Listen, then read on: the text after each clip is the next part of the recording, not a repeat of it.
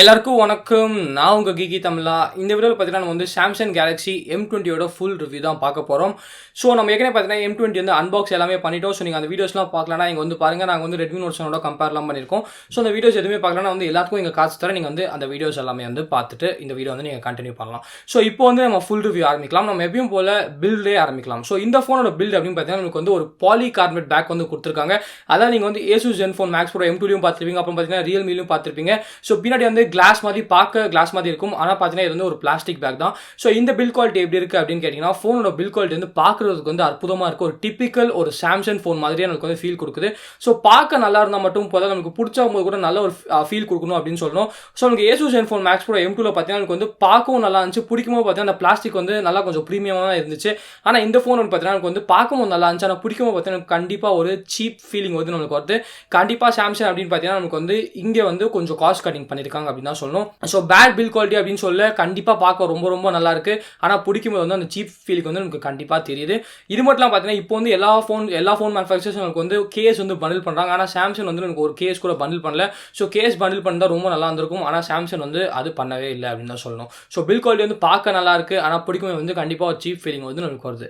அடுத்தது பார்த்தீங்கன்னா டிஸ்பிளே வந்து நமக்கு ஒரு 6.3 inch ஃபுல் ஹெச்டி பிளஸ் நம்மளுக்கு வந்து ஒரு LCD டிஸ்பிளே வந்து கொடுத்துருக்காங்க. ஆனால் இங்கே பார்த்தீங்கன்னா சாம்சங் இங்கே கூட கொஞ்சம் காஸ்ட் கட்டிங் பண்ணியிருக்காங்க அப்படின்னு தான் சொல்லணும்.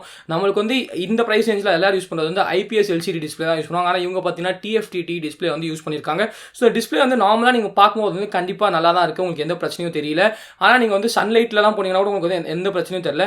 ஆனால் நீங்கள் வந்து வேற இந்த ஃபோன் ஒரு Asus Zenfone Max Pro M2 இல்லாட்டி பார்த்தீங்கன்னா ஒரு ரெட்மி நோட் 7 பக்கத்தில் வச்சு பார்க்கும்போது பார்த்தீங்கன்னா கண்டிப்பாக உங்களுக்கு வந்து ஒரு சின்ன வித்தியாசம் தெரியுது அப்படின்னு தான் சொல்லுவேன். அந்த கலர்ஸ் வந்து கண்டிப்பாக நல்லா இருக்குது. ஆனால் இந்த ஃபோனில் அப்படின்னு பார்த்தீங்கன்னா உங்களுக்கு வந்து கலர்ஸ் வந்து கொஞ்சம் வாஷ்ட் அவுட்டாக இருக்குது அப்படின்னு தான் சொல்லணும். ஸோ டிஸ்பிளே பொறுத்தவரைக்கும் சாம்சங் இங்கேயும் கொஞ்சம் காஸ்ட் கட்டிங் பண்ணியிருக்காங்க அப்படின்னு தான் சொல்லணும். நம்மளுக்கு வந்து ஒரு TFT டிஸ்பிளே கொடுத்து நமக்கு வந்து கண்டிப்பாக சாம்சங் வந்து காஸ்ட் கட்டிங் வந்து பண்ணியிருக்காங்க. ஸோ ஆனால் காஸ்ட் கட்டிங் பண்ணாலும் நமக்கு வந்து ஒரு நல்ல விஷயம் வந்து பண்ணியிருக்காங்க அப்படின்னு சொல்லுவாங்க நமக்கு வந்து சாம்சங் வந்து.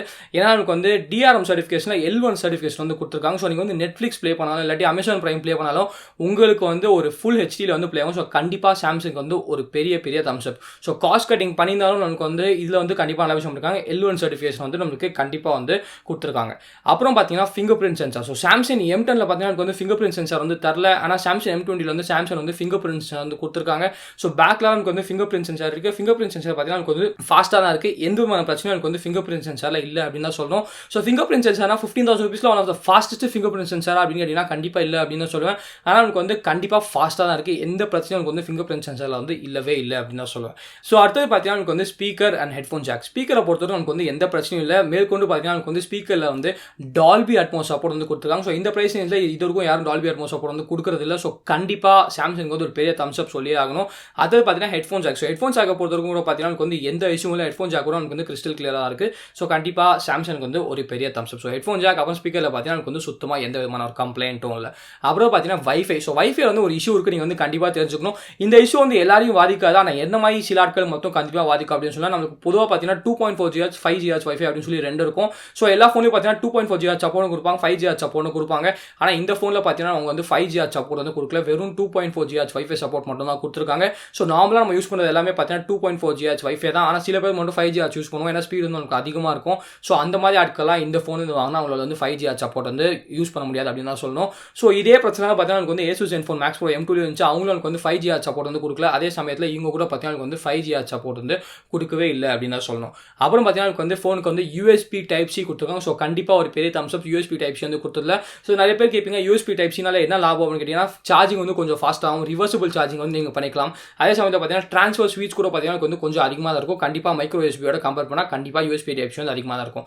மொத்தத்தில் பார்த்தீங்கன்னா USB Type-C தான் ஃபீச்சர் அப்படின்னு சொல்லுவேன். ஸோ கண்டிப்பாக ஃபியூச்சருக்கு மூவ் பண்ணதுக்கு சாம்சங் வந்து ஒரு பெரிய தம்ஸ் அப் வந்து நம்ம சொல்லி ஆகணும். அடுத்தது பார்த்தீங்கன்னா எனக்கு வந்து நோட்டிஃபிகேஷன் லைட். ஸோ இந்த சாம்சங் ஃபோனில் பார்த்தீங்கன்னா எனக்கு வந்து எந்த விதமான நோட்டிஃபிகேஷன் லைட்டும் கொடுக்கல. அதே சமயத்தில் ஆம்பியன் டிஸ்பிளே வந்து எதுவுமே கொடுக்கல. ஸோ நோட்டிஃபிகேஷன் வந்தால் உங்களுக்கு வந்து எந்த அறிகுறியும் இருக்காது. உங்களுக்கு சவுண்ட் மட்டும் தான் வரும். ஸோ உங்களுக்கு வந்து நோட்டிஃபிகேஷன் லைட்டும் இல்லை. அதே சமயத்தில் எந்த ஒரு ஆம்பியன் டிஸ்பிளேவும் இல்லை அப்படின்னு தான் சொல்லுவேன். ஸோ ஒன்று நோட்டிஃபிகேஷன் LED வந்து கொடுத்துருக்கலாம், இல்லாட்டி ஆம்பியன் டிஸ்பிளே வந்து கொடுத்துருக்கலாம். ரெண்டுமே வந்து கொடுக்காது. கண்டிப்பாக ஒரு தம்ஸ் டவுன் அப்படின்னு தான் சொல்லுவேன்.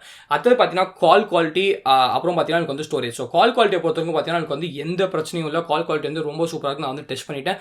டியூவல் ஓல் கூட பார்த்தீங்கன்னா இந்த ஃபோன் வந்து சப்போர்ட் பண்ணும். ஸோ உங்களுக்கு வந்து வந்து எந்த பிரச்சனையும் இருக்காது. ஸ்டோரேஜை பொறுத்தவரைக்கும் பார்த்தீங்கன்னா இந்த ஃபோன் வந்து 3GB RAM அப்புறம் 32GB அப்புறம் 4GB RAM 64GB வேரியன்ட்ஸில் வந்து வருது.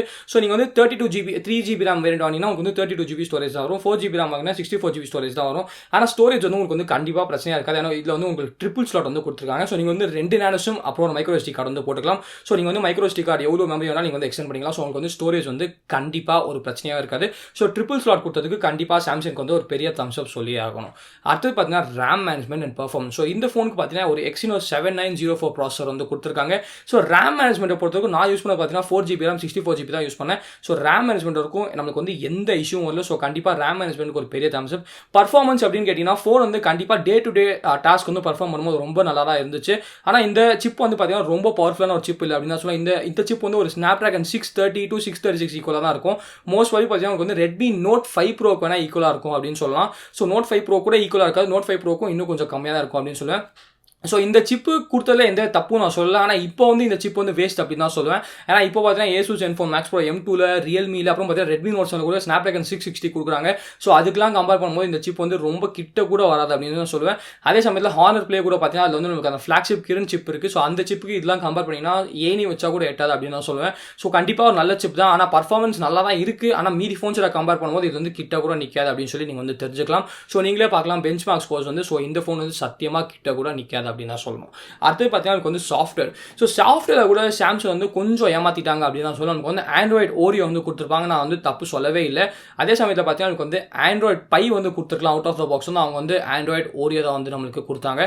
ஸோ ஆண்ட்ராய்டு பை கொடுத்துருந்தா ரொம்ப சந்தோஷப்பட்டிருப்பேன். ஆனால் இப்போ கூட பார்த்தீங்கன்னா எனக்கு வந்து ஆண்ட்ராய்டு 8.1 தான் கொடுத்துருக்காங்க. ஸோ அது கூட ஓகே. நம்மளுக்கு பார்த்தீங்கன்னா இப்போ வந்து எல்லாருக்கும் 1 UI வந்து கொடுத்துருக்காங்க. சாம்சங் Note 9 A சீரிஸ் எல்லாருக்கும். ஸோ நாங்கள் எல்லாம் நினச்சோம் 1 UI தான் இந்த ஃபோன் வரும் அப்படின்னு பார்த்தா, ஆனால் இந்த ஃபோனுக்கு வந்து 1 UI கொடுக்கல. உங்களுக்கு வந்து நார்மல் சாம்சங் எக்ஸ்பீரியன்ஸ் UI தான் வந்து கொடுத்துருக்காங்க. ஸோ இதுக்கப்புறம் அப்டேட் பண்ணுவாங்களா என்னன்னு தெரியல. ஸோ அப்டேட் ஆண்ட்ராய்டு பைக்கு கண்டிப்பாக பண்ணுவாங்க. ஆனால் எப்போ பண்ணுவாங்க அப்படின்னு சொல்லி நமக்கு தெரியாது. நம்ம வந்து கண்டிப்பாக வெயிட் பண்ணி தான் ஆகணும். அடுத்தது பார்த்தீங்கன்னா நமக்கு வந்து பேட்டரி. இதுக்கு ஒரு 5000 mAh பேட்டரி இருக்குது. அதே சமயத்தில் ஃபாஸ்ட் சார்ஜிங் சப்போர்ட் இருக்குது. ஸோ பேட்டரி லைஃப் எப்படி இருக்குன்னு இது வந்து உங்களுக்கு ஈஸியாக 1.5 டேலேருந்து 2 days வந்து நிற்கும். ஒரு 8.5 ஹவர்ஸ்லேருந்து 9 hours ஸ்க்ரீன் ஆன் டைம் பார்த்தீங்கன்னா எனக்கு வந்து ரொம்ப ஈஸியாக கிடைக்கும். ஸோ பேட்டரி லைஃப் வந்து one of the best battery life phone அப்படின்னு சொல்லி நம்ம வந்து கண்ணை மூடிட்டு சொல்லிடலாம். ஃபாஸ்ட் சார்ஜிங் சப்போர்ட்டும் கொடுத்துருக்காங்க. இன்சைட் த பாக்ஸ் வந்து வந்து ஃபாஸ்ட் சார்ஜர் கொடுத்துருக்காங்க. ஸோ கண்டிப்பாக சாம்சங் வந்து ஒரு பெரிய சொல்யூட் அப்படின்னு சொல்லலாம். ஸோ ஃபாஸ்ட் சார்ஜிங்கில் பார்த்தீங்கன்னா உங்களுக்கு வந்து ஒரு 2 hours 15 minutesலேருந்து 2 hours 30 minutesக்குள்ள உங்களுக்கு வந்து ஃபுல் சார்ஜ் வந்து ஆகிடும். அதே சமயத்தில் பேட்டரி லைஃப் பார்த்தீங்கன்னா உங்களுக்கு வந்து 1 டேலேருந்து ஈஸியாக உங்களுக்கு வந்து 2 days வந்து லாஸ்ட் ஆகும். ஸோ நல்ல பேட்டரி ஃபோன் வாங்கினீங்கன்னா நீங்கள் வந்து கண்டிப்பாக இந்த ஃபோன் வந்து வாங்கலாம். இல்லை இது வந்து 5000 mAh பேட்டரியும் இருக்குது, குவிக் சார்ஜிங் சப்போர்ட் இருக்குது. அதே சமயத்தில் பார்த்தீங்கன்னா பாக்ஸில் உங்களுக்கு வந்து குவிக் சார்ஜர் சப்போர்ட் கூட கொடுத்துருக்காங்க. அதாவது குவிக் சார்ஜர் வந்து பாக்ஸில் உங்களுக்கு வந்து கொடுத்துருக்காங்க. அடுத்தது பார்த்தீங்கன்னா கேமிங். ஸோ இந்த ஃபோன் நான் சொன்ன மாதிரி Exynos 7904 ப்ராசர் தான் எனக்கு வந்து இருக்குது. ஸோ அந்த ப்ராசர் வந்து எனக்கு அவ்வளோ ஒரு பவர்ஃபுல் ப்ராசர்லாம் இல்லை. ஸோ இந்த ஃபோன் வந்து கேமிங்காக ஆகணும்னு கேட்டிங்கன்னா வந்து கண்டிப்பாக இந்த ஃபோன் வந்து ரெக்கமெண்ட் பண்ண மாட்டேன். ஸோ இந்த ப்ரைஸில் வந்து நான் என்ன ரெக்கமெண்ட் பண்ணால் கேமுக்கு வந்து Honor Play வந்து வாங்கிட்டு போனால். ஸோ Honor Play வந்து கேமிங் வந்து ரொம்ப எக்ஸலண்ட் ஆகும். இந்த ஃபோன் பார்த்தீங்கன்னா பப்ஜிலாம் எனக்கு வந்து மீடியம் கிராஃபிக்ஸ் செட்டிங்ஸ் தான் ஆகும். அதே சமயத்தில் ஹீட்டிங்லாம் பார்த்தீங்கன்னா ஒரு 47 டிகிரி செல்சியஸ் வரைக்கும் போகும். ஸோ என்ன பொறுத்தவரைக்கும் பார்த்தீங்கன்னா நீங்கள் வந்து இந்த ஃபோன் வந்து கேமிங்க்கு வாங்கவே வாங்காதீங்க. உங்களுக்கு கேமிங் வேணும்னா நீங்கள் வந்து கண்ணை மூடிட்டு Honor Play வந்து வாங்கிட்டு போயிடுங்க. ஃபைனலாக பார்த்தீங்கன்னா எனக்கு வந்து கேமரா. ஸோ இதுக்கு பார்த்தீங்கன்னா ஒரு 13 மெகாபிக்சல் இருக்குது. அப்புறம் 5 மெகாபிக்சல் அல்ட்ரா வைட் சென்சார் இருக்குது. ஃப்ரண்ட்டில் பார்த்தீங்கன்னா எனக்கு வந்து 8 மெகாபிக்சல் சென்சார் இருக்குது. நம்ம கேமரா பார்த்தீங்கன்னா பிளைண்ட் டெஸ்ட் கூட பண்ணிட்டோம். ஸோ நீங்கள் பார்க்கலன்னா வந்து கார்த்தா நீங்கள் வந்து கேமரா பிளைண்ட் டெஸ்ட் எல்லாமே பார்த்துட்டு வரலாம். ஸோ கேமரா எப்படி இருக்குன்னு கேட்டிங்கன்னா உங்களுக்கு வந்து கேமரா வந்து டே லைட் ஷாட்ஸில் ரொம்ப நல்லாவே இருக்குது அப்படின்னு சொல்லலாம். ஆனால் நீங்கள் வந்து லோ லைட் எடுக்கும்போது கண்டிப்பாக நிறைய நாய்ஸ் வந்து டீட்டெயில்ஸ் வந்து இல்லவே இல்லை அப்படின்னு தான் சொல்லுவேன். அதே சமயத்தில் white sensor, so ultra wide sensor வந்து நமக்கு கொடுத்துருக்காங்க. அல்ட்ரா வைட் சென்சார் பார்த்தீங்கன்னா எனக்கு வந்து சுத்தமாக டீட்டெயில்ஸே இல்லை. ஸோ நீங்கள் வந்து இந்த ஃபோன் வாங்கினீங்கன்னா நீங்கள் அல்ட்ரா வைட் சென்சார் எப்பயாவது ரொம்ப தேவைப்பட்டால் மட்டும் தான் யூஸ் பண்ணுவோம். அதை தவிர பார்த்தீங்கன்னா அல்ட்ரா வைட் சென்சார் வந்து ஒரு குப்பை அப்படின்னு தான் சொல்லிடலாம். ஆனால் டே லைட்டில் பார்த்தீங்கன்னா எனக்கு வந்து கேமரா வந்து நல்லாவே இருக்குது. லோ லைட்டில் போயிட்டீங்கன்னா பிரைமரி சென்சாரோட கொஞ்சம் திணறுது அப்படின்னு தான் சொல்லுவேன். அடுத்தது பார்த்தீங்கன்னா ஃப்ரண்ட்டில் வந்து 8 மெகாபிக்சல் சென்சார் இருக்குது. ஃப்ரண்ட்டில் வந்து செல்ஃபி வந்து ஓரளவுக்கு நல்லா இருக்குது அப்படின்னு சொல்லலாம்.